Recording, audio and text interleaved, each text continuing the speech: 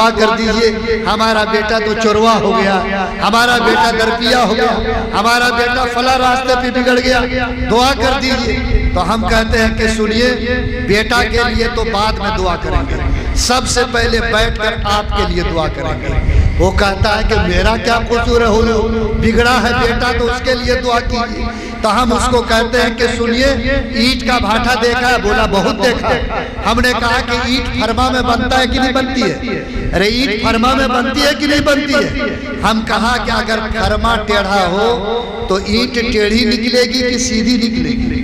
بولتا ہے کہ نہیں، تب تو ٹیڑھی ہی نکلے گی۔ تو ہم کہا کہ اگر اینٹ کو سیدھا نکالنا ہے تو بولو فرما کو ٹھیک کرنا ہوگا کہ نہیں کرنا ہوگا؟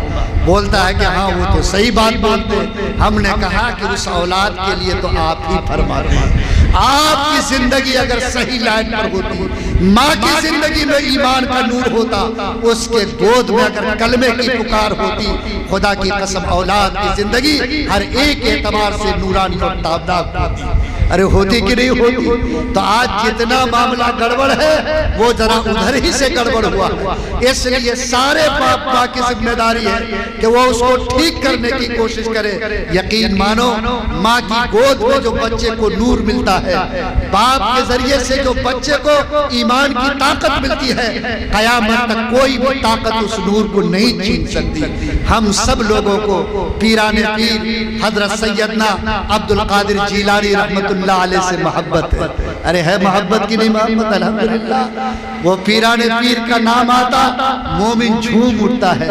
اللہ تعالیٰ نے کتنے لوگوں کو ان کے ہاتھ پر ایمان نصیب کیا۔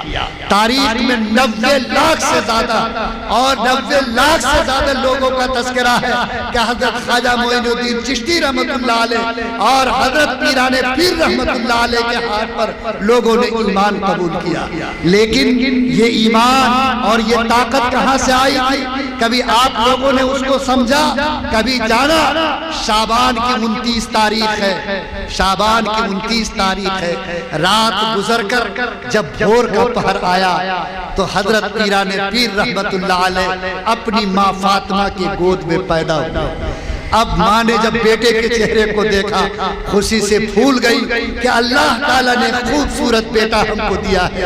لیکن 4-5 گھنٹے گزر گئے، 6-7 گھنٹے پورے ہونے والے، وہ بچہ جو ابھی ماں کے گود میں پیدا ہوا وہ ماں سے دودھ نہیں پی رہا ہے اور ایک قطرہ بھی دودھ کا اپنے حلق سے نیچے نہیں اتار رہا۔ اب ماں غم میں پڑی ہے، پورا گھر میں خوشی تھی لیکن اب ماتم میں بدل گیا کہ اللہ نے ایک لوتا بیٹا دیا تھا لیکن وہ بیٹا اپنے حلق سے نیچے دودھ کے گھونٹ نہیں اتارتا۔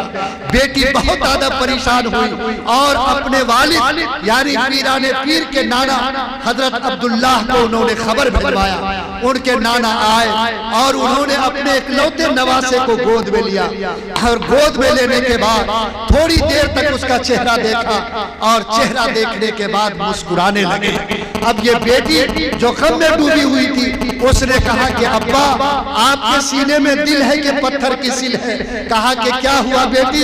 کہا کہ اللہ نے مجھ کو اکلوتا بیٹا دیا، 6-7 گھنٹے گزر گئے، اس نے ایک قطرہ بھی اپنے حلق سے نیچے دودھ کا نہیں لیا اور آپ اس بچے کے چہرے کو دیکھ کر غم کرنے کے بجائے مسکرا رہے ہیں۔ آخر ماجرا کیا ہے؟ وہ باپ جس کی نگاہ ولی کی نگاہ تھی، جب اس نے اپنے بیٹی کے چہرے کو دیکھا تو اس نے جو جملہ کہا وہ جملہ آج بھی تاریخ کے پنوں میں محفوظ ہے۔ کہا کہ بیٹی تمہارے لیے بھی خدا کے شکر ادا کرنے کی بات ہے، غم کرنے اور رونے کی بات نہیں ہے۔ کہا کہ ابا کیسے؟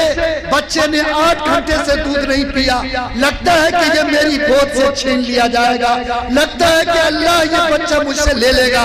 باپ نے کہا کہ بیٹی ایسا نہیں ہے، تو سن یہ رمضان کا مہینہ ہے، رمضان کی پہلی تاریخ ہے، ساری دنیا کا مسلمان اس وقت روزے کی حالت میں ہے۔ اللہ نے تیرے بیٹے کو تیرے پیٹ سے روزے کی حالت میں پیدا کیا ہے، اللہ نے اس کو ولی بنا کر پیدا کیا۔ اے میری بیٹی جب تک مغرب کی اذان مسجد کے میناروں سے نہیں ہوگی اور دنیا کے مسلمان روزہ افطار نہیں کریں گے، تیرا بیٹا بھی اپنے حلق سے نیچے دودھ کے گھونٹ نہیں لے سکتا۔ تاریخ کو پڑھیے، تاریخ کہتی ہے کہ جب مغرب کی اذان مسجد کے میناروں سے ہو رہی تھی سیدنا عبد القادر جیلانی رحمت اللہ علیہ بھی اپنے حلق سے نیچے دودھ کے گھونٹ اٹھا کر اس رمضان کے پہلے روزے کا افطار کر رہے تھے۔ اے لوگوں، یہ کون بچہ تھا؟ کس ماں کے پیٹ سے پیدا ہوا؟ کس باپ کے ذریعے سے دنیا میں آیا؟ تاریخ کے پنے کو پڑھیے، اس کا باپ جس کو اللہ نے ایسا تقویٰ دیا تھا کہ جب 3 دن کے بھوک کے حالت میں ندی کے کنارے ایک بہتا ہوا سیب ملا تھا تو بھوک کی شدت میں اس سیب کو کھایا، لیکن تھوڑی دیر کے بعد خیال آیا کہ معلوم نہیں یہ سیب کس کے باپ کا ہوگا، میں نے تو اس سے اجازت نہیں لی، میں تو فتوے کے اعتبار سے درست ہوں لیکن میرا ضمیر اس کی اجازت نہیں دیتا۔ چل پڑے اس راستے پر جدھر سے سیب بہتا ہوا آیا تھا۔ راستہ چلتے چلتے میلوں چلنے کے بعد ایک باغ ملا جس کے درخت کی کچھ ٹہنی سیب کی ندی کو چھو رہی تھی۔ یقین آیا کہ اسی باغ کا پھل ہے۔ مالک کا پتہ لگایا، اس کے پاس گئے، اڑ کر کہا کہ میں آپ کے پاس ایک چیز کی معافی کے لیے آیا ہوں۔ مالک نے پوچھا کہ کس چیز کی مالک؟ کہا کہ آپ کے باغ کا ٹوٹا ہوا ایک سیب ندی میں بہ رہا تھا، میں نے بھوک کی حالت میں اس کو کھا لیا، لیکن میرا ضمیر مطمئن نہیں ہے۔ میں آپ سے یہ چاہنے آیا ہوں کہ آپ مجھ کو اس سیب کی معافی دیجئے تاکہ اللہ کے ہاں میری پکڑ نہ ہو۔ وہ انسان جو باغ کا مالک تھا اس کی نگاہ بھی ولی کی نگاہ تھی، اس نے بھی پہچان لیا کہ یہ انسان تقوی کی کس بلندی پر ہے۔ کہا کہ سنو، تم سیب کی معافی چاہتے ہو؟ کہا کہ معافی چاہتا ہوں۔ کہا کہ 3 شرطیں پوری کرو گے تب تم کو جا کر معافی ملے گی۔ کہا کون سی 3 شرطیں؟ کہا کہ سنو، یہ جو ہمارا باغ ہے اس باغ میں تم کو 5 سال تک نوکری کرنی پڑے گی اور بغیر کسی پیسے کے کرنی پڑے گی۔ اگر تم اس کو قبول کرتے ہو تب تو تم کو سیب کی معافی ملے گی۔ کہا کہ حضور مجھے منظور ہے اگر اس نوکری سے سیب کی معافی ملتی ہے۔ کہا کہ دوسری شرط یہ ہے کہ میری ایک بیٹی ہے جو آنکھ کی اندھی ہے، زبان کی گونگی ہے، کان کی بہری ہے، ہاتھ کی لولی ہے، پیر کی لمڑی ہے، اس سے نکاح کرنا پڑے گا۔ کیا یہ شرط تم کو قبول ہے؟ کہا کہ حضور اگر میں اس لڑکی سے نکاح کر لوں مجھے سیب کی معافی مل جائے گی؟ کہا کہ مل جائے گی۔ کہا کہ آپ کی دونوں شرط منظور ہے۔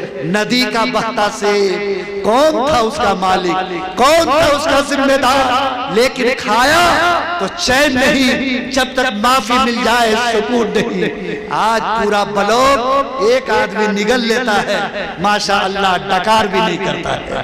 بولو حالات کتنے بدتر ہو گئے، کتنا حرام سپلائی ہو رہا، کہاں کہاں سے مال لقمہ بن کر پیٹ میں اتر رہا، پورا وجود ناپاکی میں، حرام خوری میں، حرام مال کا کپڑا، حرام مال کی اینٹ اور مکان، حرام مال کے گھر اور دیوار۔ اب کہتا ہے کہ دعا قبول کیوں نہیں ہوتی؟ دعا ایسے قبول ہوتی ہے، یاد رکھو جس طریقے سے نماز کے صحیح ہونے کے لیے بدن کا پاک ہونا ضروری، کپڑے کا پاک ہونا ضروری، جگہ کا پاک ہونا ضروری، ویسے دعا کے مقبول ہونے کے لیے بدن کے خون کا حلال ہونا ضروری ہے، تمہارے لقمے کا حلال ہونا ضروری۔ حلال لقمہ بدن میں نہیں ہے وہ دعا کبھی اللہ کے یہاں مقبول نہیں ہوتی۔ وہ انسان جو اس مالک کے سامنے گیا تھا، بولو ایک سیب کی معافی کے لیے، اور شرط اتنی کڑی کہ 5 سال بغیر پیسے کے نوکری اور اندھی کانی لنگڑی لولی بیٹی سے شادی، نوکری بھی قبول کیا، لڑکی سے نکاح بھی ہو گیا، لیکن جب بیوی کے پاس گئے تو دیکھا کہ آنکھ بھی اچھی ہے، زبان بھی صاف ہے، ہاتھ بھی پیر بھی ٹھیک ہے۔ پلٹ کر اپنے سسر کے پاس آئے اور کہا کہ ابا آپ نے تو کہا تھا کہ لنگڑی سے شادی کروا رہے، گونگی سے شادی کروا رہے، بہری سے شادی، لیکن آپ کی بیٹی تو چاند کی طرح خوبصورت ہے، اس کا ہاتھ پیر آنکھ ناک سب درست ہے۔ کہا کہ بیٹا میں نے اپنی بیٹی کی صورت کو بیان نہیں بلکہ اس کی سیرت کو بیان کیا تھا۔ میں نے اپنی بیٹی کو اندھی اس لیے کہا کہ آج تک میں نے اس آنکھ سے کسی غیر مرد کو دیکھتے ہوئے نہیں پایا، میں نے اس کو بہری اس لیے کہا کہ آج تک اللہ کو ناراض کرنے والا کلمہ میں نے کان سے سنتے ہوئے اس کو نہیں پایا، میں نے اس کو لنگڑی اس لیے کہا کہ آج تک کسی گناہ کی طرف اس کے پیر کو چلتے نہیں دیکھا۔ میرے بھائی جو ماں اتنی نیک تھی اور جو باپ اتنا بڑا پارسا تھا، بولو اللہ نے دونوں کے ملاپ سے اس کائنات کا عظیم ولی پیدا کر کے دکھایا۔ آج اگر چاہتے ہیں کہ میرے گھر میں بھی ولی پیدا ہو، میرے گھر میں بھی اللہ ایسے بزرگوں کو جنم دے، خدا کی قسم باپ کو بھی سیدنا عبد القادر جیلانی کے باپ جیسا بننا پڑے گا۔